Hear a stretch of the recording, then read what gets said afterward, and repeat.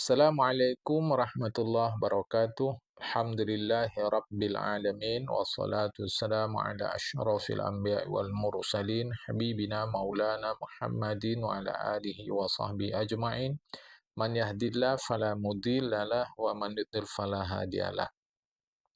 Qala al-musannifu rahimahullahu ta'ala wa nafa'ana bi'ulumihi fid dharain amin summa qala أما برهان وجوب صدقهم عليهم الصلاة والسلام فلأنهم لو لم يصدقوا للزم الكذب في خبره تعالى لتصديقه تعالى بالمعجزات النازلة منزلة قوله تعالى صدق عبادي في كل ما يبلغ عني. Adapun penjelasan wajib benar jujur mereka para nabi alaihi wassalatu wassalam karena bahwasanya mereka kalau tiada jujur maka pastilah seketika lazim serta merta dusta. La lazimal kisbu. Pastilah serta merta mereka itu dusta terkait kabar dari Allah Ta'ala. Ditasdiki karena pembenaran Allah Ta'ala terhadap mereka dengan mukjizat.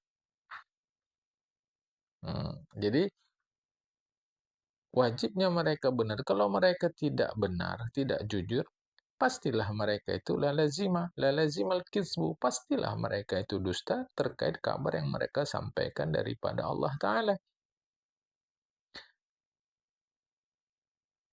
Karena pembenaran Allah Ta'ala terhadap mereka berupa mukjizat. Yang mukjizat itu manzilata qaulihi. Setingkat dengan ucapan Allah Ta'ala. Nah, kalau diartikan nanti di bawah itu menempati. Begitu nanti kita lihat terjemahan secara kitab Arab Melayu. Jadi, kalaulah mereka itu tidak benar, tidak jujur, pastilah dusta terkait kabar yang disampaikan daripada Allah Ta'ala. Pasti dusta. Kabar yang mereka sampaikan dari Allah pasti dusta. Kenapa? Karena dibenarkan Allah dengan mukjizat. Yang mukjizat itu manzilata ana qaulahu ta'ala yang setingkat dengan ucapan Allah Ta'ala sadaqa ibadi, benar jujur hambaku terkait segala yang ia sampaikan dariku. Jadi mukjizat itu setingkat dengan ucapan Allah Ta'ala bahwa dengan mukjizat ini, jadi kalau kita ganti mukjizat itu dengan kata-kata, kira-kira begini. Shadaqa ibadi fi kulli ma yuballighan. Hamba-hambaku itu jujur terhadap apa saja yang mereka sampaikan dariku. Jadi fungsi mukjizat itu seakan-akan samalah dia dengan ucapan Allah Ta'ala. Ya, memang kalau kita melihat itu disebut mukjizat karena dia melemahkan. Jadi tiada yang mampu menandingi dia. Tapi di sini dalam kaitan kita mempercayai para rasul itu benar jujur, karena Allah sertai mukjizat. Kalau mereka tidak jujur pasti dusta terkait kabar yang disampaikan melalui mereka dari Allah Ta'ala. Itu kabar dusta semua. Apalagi kan ada mukjizat.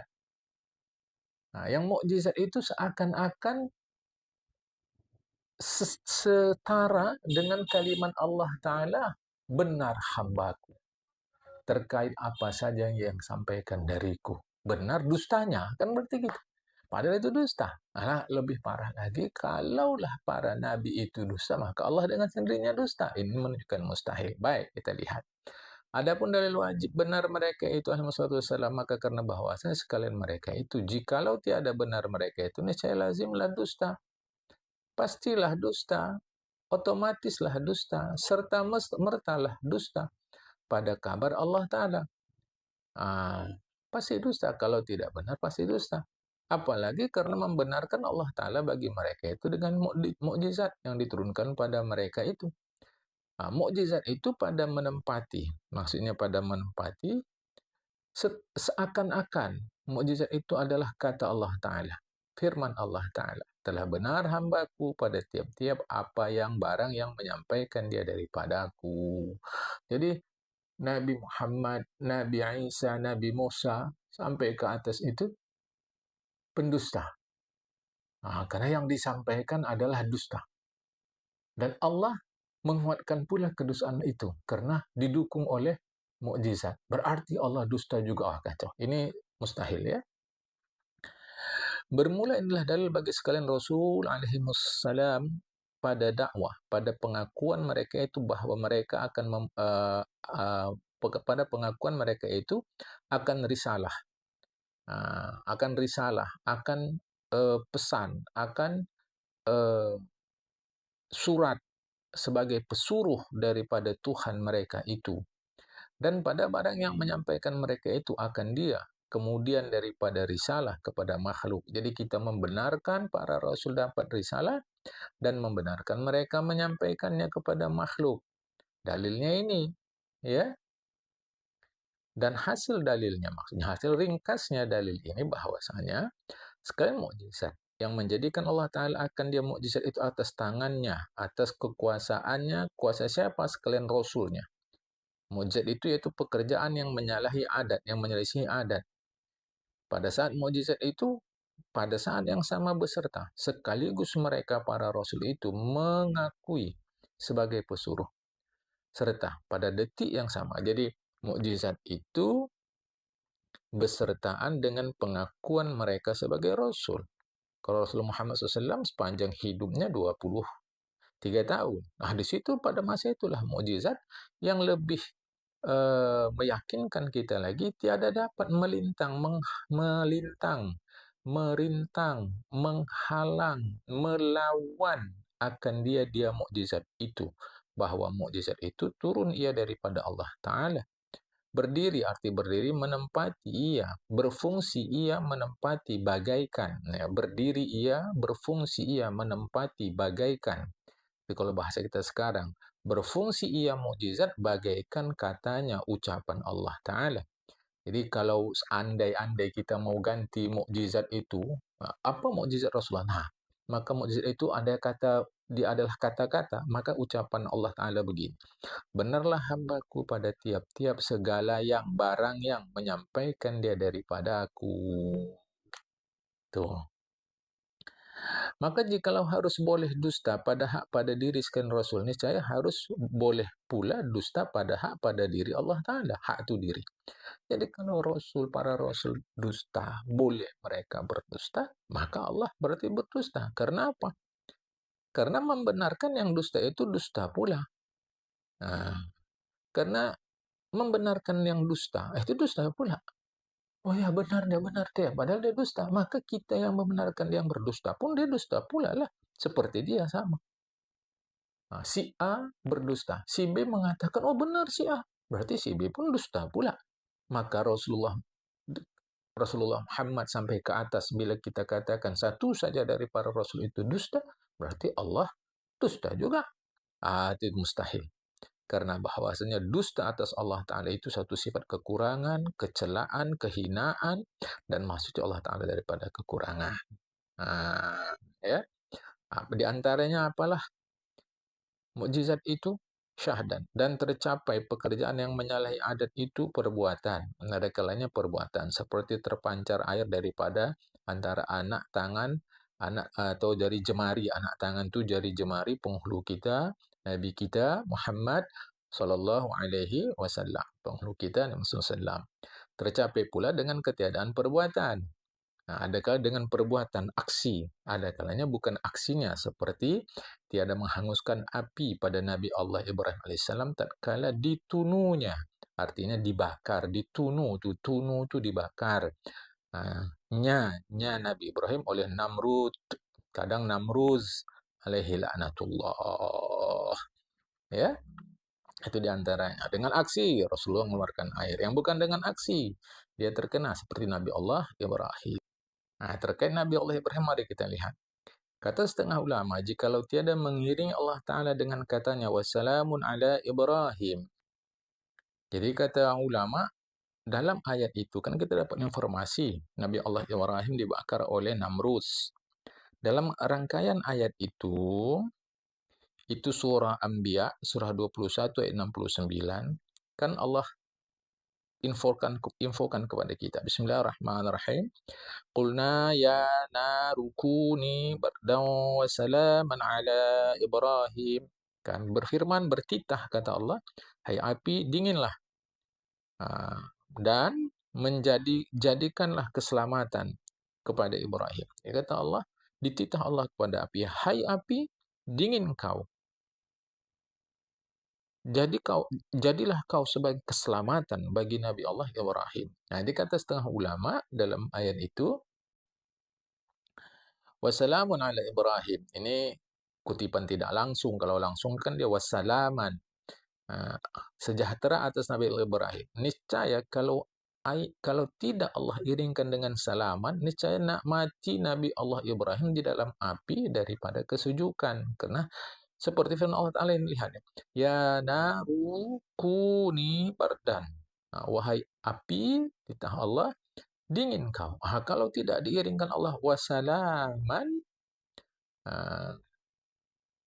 dan jadilah engkau sebagai keselamatan terhadap Nabi Ibrahim. Jadi kalau tidak di ayat itu, ya, kalau tidak ada diinfokan Allah kepada kita wasalaman Ibrahim dan sebagai titah Allah kepada api, kalau tidak demikian, maka artinya, hai api, jadikan dirimu sejuk dan sejahtera atas Nabi Allah Ibrahim. Jadi kalau tidaklah dia dititahkan Allah sejahtera atas Nabi Ibrahim, maka Nabi Allah Ibrahim mati dalam kesejukan.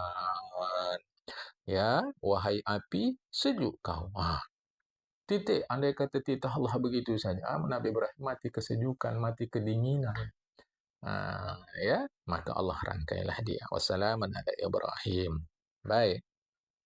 Jadi mukjizat itu sesuatu yang menyelisih adat dan keluar, tidak masuk, dikecualikan dengan menyalahi adat itu yang tiada menyalahi adat. Bahwasanya bersamaan padanya yang benar dan yang dusta. Ya. Jadi mukjizat itu menyelisih adat, menyalahi adat, atau menyalahi adat itu menyelisih adat. Tak masuk yang tidak menyelisih adat itu bukan disebut mukjizat. Dia bisa benar, bisa dusta. Mendung dah kita tengok. Itu bisa benar, bisa dusta. Ketika kita tengok mendung, hujan nih, ntar lagi nih hujan. Hujan akibat mendung itu bisa benar, bisa dusta.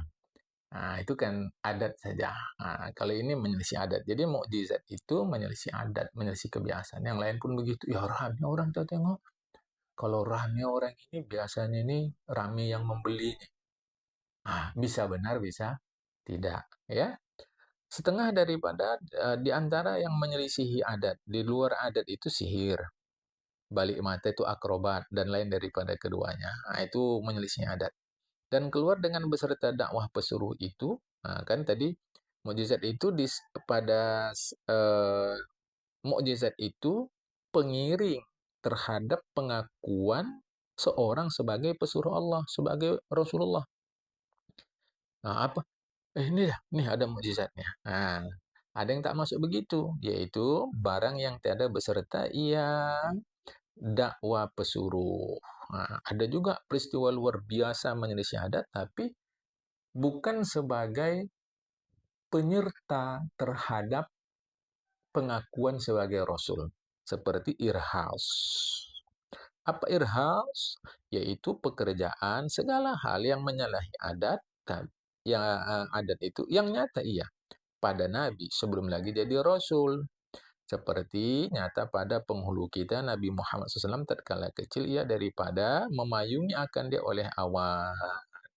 Jadi udah dua ya, sudah mukjizat, sekarang irhas. Irhas peristiwa menyalahi adat yang terjadi sebelum seseorang menjadi Rasul. Ya, sebelum menjadi Rasul. Di sini disebut pada Nabi, bisa karena Nabi kan belum tidak mesti Rasul, ya. Jadi Nabi dapat wahyu tak disuruh menyampaikan. Kalau Rasul dapat wahyu disuruh menyampaikan. Rasul pasti Nabi belum tentu Rasul. Nah, jadi peristiwa menyalahi adat itu, atau kadang kita sebut peristiwa luar biasa itu terjadi pada diri seorang yang bukan Rasul. Nah, ya, bukan Rasul. Bukan Rasul ini kan bisa Nabi, bisa bukan Nabi. Maka Irhas itu bukan Rasul, berarti pada Nabi. Kalau lengkapnya, peristiwa luar biasa yang terjadi pada Nabi sebelum jadi Rasul itu disebut Irhas. Contohnya Rasulullah Muhammad SAW, ketika jadi Nabi, beliau kemana-mana dia dinaungi awan. Sudah dua, mukjizat dan Irhas. Ada lagi. Dan seperti karomatun, bahasa Indonesia keramat. Apa keramat? Yaitu peristiwa yang menyalahi adat, yang nyata ia pada aulia Allah, kekasih-kekasih Allah. Jadi keramat itu pada orang, ya, pada seseorang. Nah, bukan pada benda mati. Jadi keyakinan Islam tidak ada keris keramat, sepatu keramat, mobil keramat, handphone keramat, apalagi keris tadi sudah ya. Cawan keramat, arloji keramat, rumah keramat, nggak ada. Yang keramat itu manusia. Ini jelas ini. Keramat itu bahasa Arab. Karomatun, karomat. Kadang sebut karomah. Kalau karomat itu cara pengucapan Arab. Kalau karomat itu cara pengucapan Iran. Kalau karomah cara pengucapan Arab. Jadi kalau kita wakofkan dia karomat, itu cara pengucapan Iran, garis miring Persia. Tapi kalau karomah, itu cara pengucapan Arab. Karomat Iran, garis miring Persia, karomah Arab. Indonesia langsung kutip keramat katanya. Tapi yang dipahaminya bukan manusia sebagai wali-wali Allah, kekasih Allah, justru benda-benda mati. Islam tidak ajarkan itu. Dan keluar. Jadi tadi kan sudah disebutkan mukjizat di atas. Tidak masuk dengan tiada dapat melintangkan dia. Tidak masuk dengan yang tiada dapat melawan, menghalangi dia, yaitu bahwa mengata ia alamat. Aku pesuruh demikian-demikian. Maka melintang seseorang akan dia dengan seperti yang demikian itu. Jadi mukjizat itu nggak ada yang bisa melintang dia, merintangi dia, menghalang dia, apalagi membatalkan dia. Lain kalau yang bukan itu. Misalkan tadi mengatakan, kau betul kau pesuruh demikian, demikian, demikian. Betul kau pesuruh Allah Ta'ala. Oh ya, ini dia yang kebuat. Dia itu yang kebuat itu adalah alamat aku pesuruh. Tiba-tiba, maka melintang seseorang akan dia. Maka merintang orang akan dia. Maka melawan orang akan dia. Maka membatalkan orang akan dia. Itu juga bukan mukjizat. Sehingga kalau mau diringkas, ketahuilah olehmu daripada perkataan ini bahwa pekerjaan yang menyalahi, peristiwa yang menyalahi adat, peristiwa luar biasa yang di luar kebiasaan itu ada 3 perkara. Setidaknya di sini 3 perkara. Pertama, mukjizat. Kedua, irhas. Mukjizat secara bahasa artinya yang melemahkan. Jadi, mukjizat yang terjadi pada diri Rasulullah melemahkan. Yang ingin berhadapan, yang ingin melintangi, merintangi, menggugurkan, membatalkan, melawan mukjizat itu sendiri. Maka kata dia lemahkan itu semua sehingga tak mampu menghadapi mukjizat.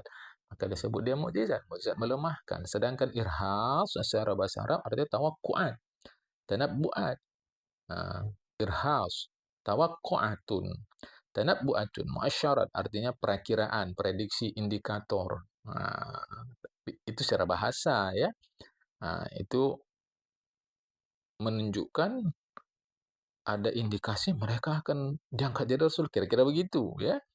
Meskipun secara agama, irhas itu al-amru khariqu lil 'adati yadhharu nabi qabla bi'tsatihi. Peristiwa yang luar biasa, yang menyelisihi kebiasaan, nyata pada diri seorang nabi sebelum diangkat menjadi Rasul. Itu irhas ya. Ini hati-hati. Baik, kita terus ketiga, karomat. Jadi mukjizat, irhas, karomat. Karomat ini artinya karomah, memuliakan. Ya, Karomah, jadi kemuliaan. Oke. Kata setengah ulama bahwa pekerjaan peristiwa-peristiwa yang menyalahi adat itu, yang menyelisihi kebiasaan itu, yang luar biasa itu ada 8 perkara. Pertama, mukjizat. Bagi kita, terserah mau sebut 3, mau sebut 8. Mukjizat yaitu nyata pada sekalian nabi yang mursal, nabi yang diutus, berarti nabi yang sudah menjadi rasul, ringkasnya rasul. Yang kedua, irhas, yaitu nyata pada sekalian yang mursal. Pada sekalian rasul, pada ketika belum lagi ia jadi rasul, ringkasnya mukjizat pada Rasul, irhas pada Nabi. Ketiga, karamat, yaitu yang nyata dia pada aulia Allah, kekasih-kekasih Allah. Apa makna aulia Allah? Dan makna aulia Allah, arti kata-kata aulia. Ini adalah bentuk plural daripada waliyun. Waliyun artinya banyak sekali dalam bahasa Arab, diantaranya kekasih. Yaitu orang yang mengerjakan suruh Allah Ta'ala dan menjauhkan larangannya, dan mengetahui akan sekalian yang halal dan yang haram daripada perkataan, perbuatan, dan iktikad, dan makanan, dan minuman, dan pakaian, pendengaran, penglihatan, penciuman, penjabat, maksudnya peraba, perjalanan. Nah, ya, ini mereka tahu. Dan pengerasa, penjabat ini pengerasa, ya, oke. Dan peniduran, maksudnya dalam keadaan tidur. Jadi artinya para wali Allah itu orang yang melakukan suruh Allah, menjauhkan larang Allah dalam seluruh aktivitas. Ini maka sebut dan lainnya daripada kelakuan. Dan berperangai pula segala perangai yang baik dan meninggalkan dunia, melainkan sekira-kira hajat yang tunai yang diperlukan ketika itu. Dan selama-lamanya wali Allah itu musyahadah, merasakan betul. Musyahadah itu menyaksikan oleh batin dia kebesaran Allah Ta'ala selama-lamanya. Dan muraqabah, dekat. Muraqabah itu satu kesadaran bahwa diri dia dekat, diawasi. Muraqabah itu pengawasan, ya. Dia kesadaran batiniah dia betul-betul dekat dan diawasi kepada Tuhan siang malam pada tiap-tiap sekalian waktu, tiap-tiap, dan tiada mengapa. Nah, zahirnya serta makhluk. Jadi wali Allah itu lihat ya, dari atas nih berapa baris? 1, 2, 3, 4, 5, 6 baris. Jadi wali Allah itu bukan dia yang aneh-aneh bisa terbang di langit, di apa di awan, jalan di laut, di sungai. Bukan itu. Wali Allah itu aneh. Orang yang mengerjakan suruh Allah, menjauhkan larangan Allah, tahu ya sekalian, sekalian tahu dia semua yang halal, yang haram. Baik sekalian itu baik dalam perkataan, perbuatan, keyakinan, makanan, minuman, pakaian, pendengaran, penglihatan, penciuman, penjabat, maksudnya peraba, kulit maksudnya, perjalanan, pengrasa maksudnya itu lidah, ya, dan petiduran, tidur, dan lainnya lah daripada segala kelakuan. Cukup belum? Berperangai segala perangai yang baik, meninggalkan dunia, melainkan sekira-kira hajat yang tunai. Artinya ini fokusnya ke akhirat. Nah, sekarang kita tidak sedang menceritakan apa yang dimaksud meninggalkan dunia, ya. Dan selama-lamanya dia musyahadah, punya kesadaran betul, menyaksikan kebesaran Allah Ta'ala dan muraqabah siang malam, tiap waktu. Meskipun zahirnya bersama manusia, tapi batinnya bersama Allah. Maka disebut di sini, dan tiada mengapa. Tiada mengapa zahirnya serta makhluk. Maka jika diperoleh sifat itu, maka orang itu waliullah dan arif billah. Dia kekasih Allah dan dia betul kenal kepada Allah Ta'ala. Bayangkan tuh. Jadi wali itu hati-hati, inilah syaratnya. Inilah sifatnya. Ada begini, bisa lah. Kan? Yang keempat, ma'unah. Arti kata ma'unah, pertolongan, yaitu peristiwa luar biasa yang terjadi yang nyata ya pada orang yang soleh. Makna ma'unah itu pertolongan daripada Allah kan orang itu supaya kuat dia berbuat ibadat kepada Allah Ta'ala, taat kepada Tuhannya. Maka yang empat ini dipuji, mukjizat, irhas, karamat, ma'unah. Jadi kalau dia bukan wali, dapat itu diberikan Allah kepada siapa saja orang-orang yang baik, yang orang-orang soleh. Misal pada adatnya terlambatlah kita sudah datang ke sana. Itu pada adatnya begitu.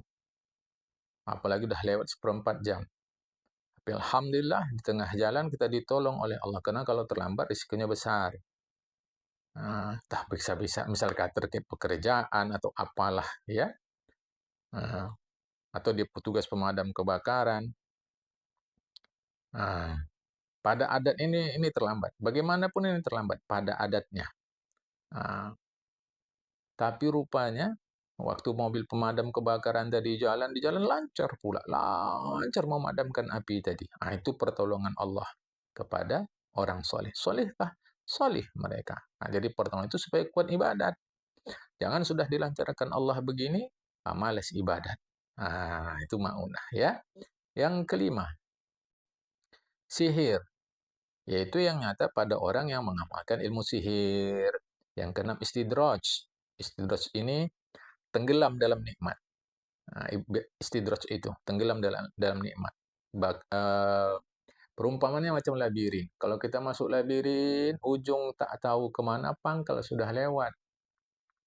Jadi kita ada di tengah-tengah. Itu labirin, lorong yang panjang, pangkal dah tak tahu lagi, ujung belum sampai. Itulah istidraj, tenggelam dalam nikmat. Itu yang nyata pada orang kafir dan muslim yang fasik. Ya, muslim yang fasik. Dan makna istidraj itu yaitu pekerjaan pada sangka orang itu baik, padahal membawa orang itu, taulannya artinya membawa orang itu ke dalam neraka. Ketujuh, sya'wazah, yaitu nyata pada orang yang bermain balik mata, itu akrobat. Kedelapan, ihanah, yaitu yang nyata pada orang yang dusta. Dia peristiwa luar biasa, tapi nyata pada orang yang dusta. Maka kadang-kadang kita yang tidak paham, heran juga. Orang itu buat jahat, tapi kok terjadi hal-hal luar biasa pada diri dia. Nanti kita lihat ya, seperti Musailamatul Kadzab, alaihi la'natullah. Dan ceritanya Musailamatul Kadzab itu satu masa dengan penghulu kita. Ya. Jadi satu masa dengan Rasulullah. Maka didengar kabar oleh penghulu kita mengembalikan akal mata Qatadah ketika kena anak panah. Mata Qatadah kena anak panah. Rasul datang ke Rasulullah. Rasulullah obati dia balik. Mata itu seperti semula. Maka keluar biji matanya Qatadah. Maka pergilah ia Qatadah pada penghulu kita Rasulullah Muhammad SAW. Maka dia kembalikan ia. Maksudnya mengembalikan ia ya Rasulullah akan matanya dengan tangannya yang mulia itu. Ya. Maka tiba-tiba pulih baik daripada yang dahulu. Maksudnya macam semula. Jadi mata Qatadah kena apa? Nabi matanya keluar, dikembalikan Rasulullah. Itu menunjukkan mukjizat Rasulullah. Hal itu didengar oleh Musailamah dan Musailamatul Kadzab pula hendak mengembalikan sahabatnya yang buta sebelah mata. Apa yang terjadi? Tiba-tiba buta pula kedua belahnya. Itu disebut ihanah. Dan itu kehinaan, arti ihanah kehinaan. Karena makna ihanah itu kehinaan. Maka yang empat ini dicela oleh syara' wallahul muwaffiq a'lam. Timbul persoalan terhadap sya'wazah, akrobat. Mengapa itu dicela oleh syara'? Karena menimbulkan tipuan. Tetapi kalau dijelaskan ini sebagai hiburan, bukan ada kebenarannya, hanya kegerak tangan cepat saja, itu tak ada masalah sama sekali. Itu terhadap sya'wazah ya. Akan datang kita kaji penjelasan wajibnya para rasul itu terpercaya. Hari ini sampai sini dulu. Wallahul muwaffiq a'lam. Assalamualaikum warahmatullahi wabarakatuh.